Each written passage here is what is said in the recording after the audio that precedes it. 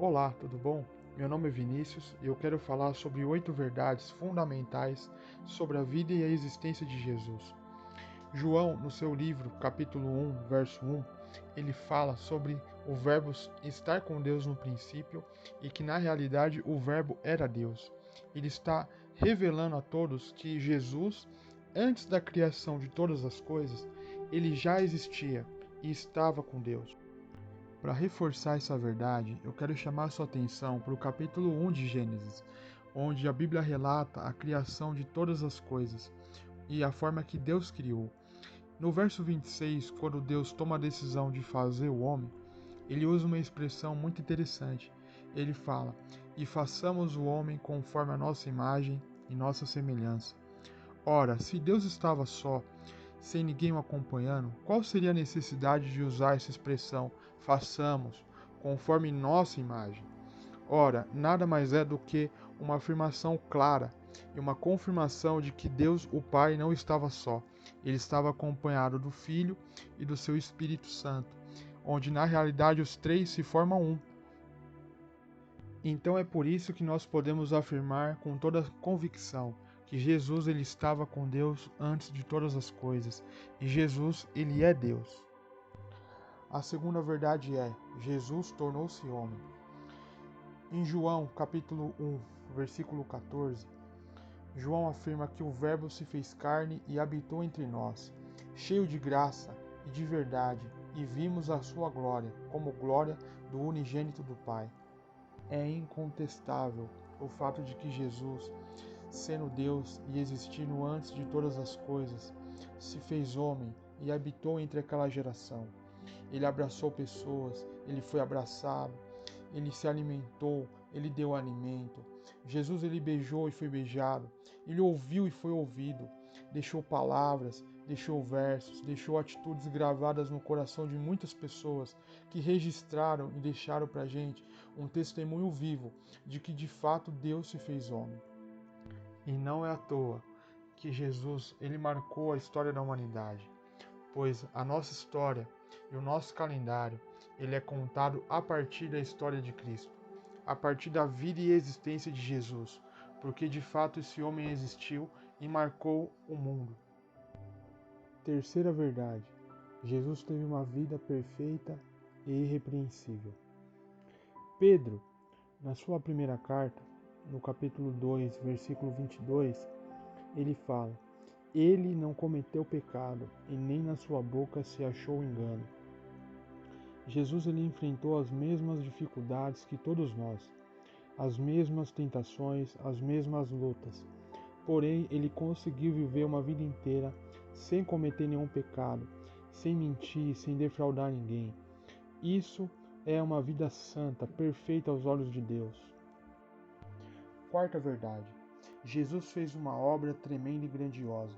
No livro de Atos está escrito no capítulo 10, versículo 28, concernente a Jesus de Nazaré, como Deus ungiu com o Espírito Santo e com poder, o qual andou por toda parte fazendo bem e curando a todos os oprimidos do diabo, porque Deus era com ele.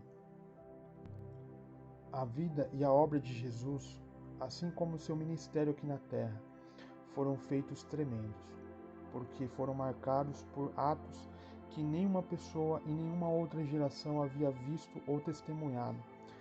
Porque Jesus, com sua palavra de autoridade, ele curava pessoas com todos os tipos de enfermidade, leprosos, cegos de nascença.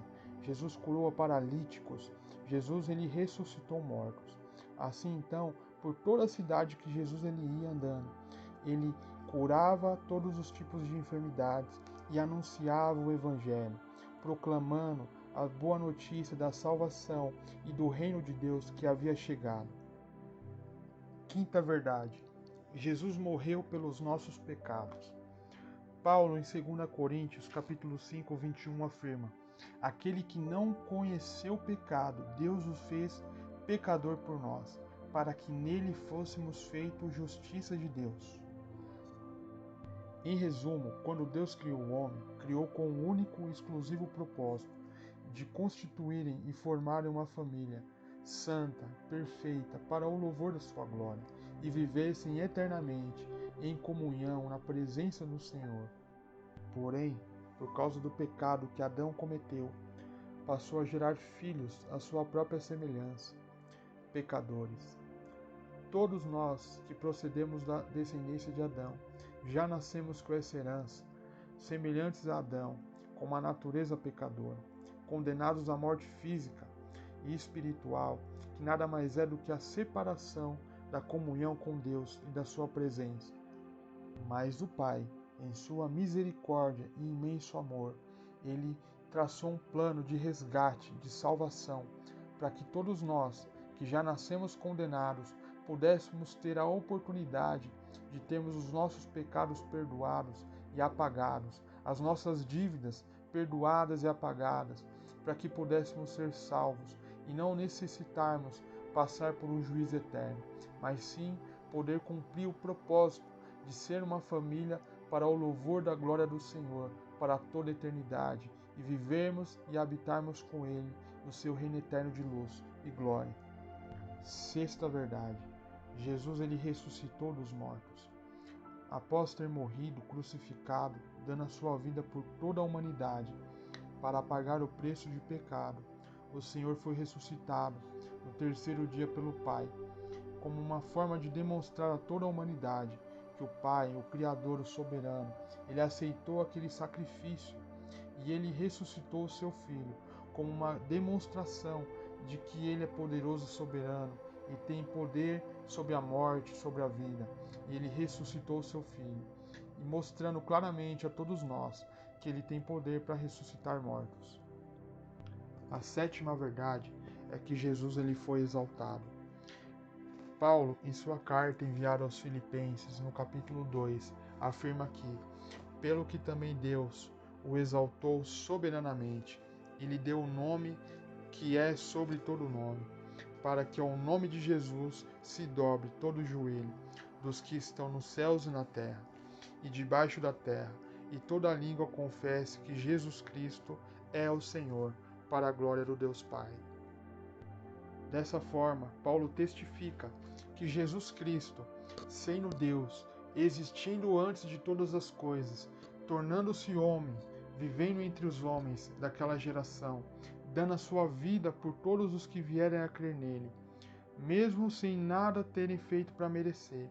Esse Jesus, após ter morrido, ele foi ressuscitado. Deus o exaltou, coroou com majestade, com poder. Ao nome de Jesus deve se dobrar todo o joelho, porque ele tem toda a autoridade. E é no nome de Jesus, que somente no nome de Jesus, que alguém pode ser salvo e perdoado dos seus pecados. E a oitava grande verdade é que Jesus voltará. O próprio Jesus tendo dito: então aparecerá no céu o sinal do Filho do Homem, e todas as tribos da terra se lamentarão e verão vir o Filho do Homem sobre as nuvens do céu, com poder e grande glória. E com essas palavras, Jesus deixou uma promessa para todos os que nele crerem. Esperem com perseverança, porque esse Cristo, que sendo Deus se fez homem, habitou entre nós, realizou uma obra tremenda e grandiosa. Esse Jesus que morreu e ressuscitou e foi exaltado, certamente voltará para buscar a sua noiva, a sua igreja, aqueles que, tendo a natureza de Adão, de pecador, reconheceram o seu pecado, se entregaram a Ele como Senhor e Salvador e receberam a coroa do Senhor. Aleluia.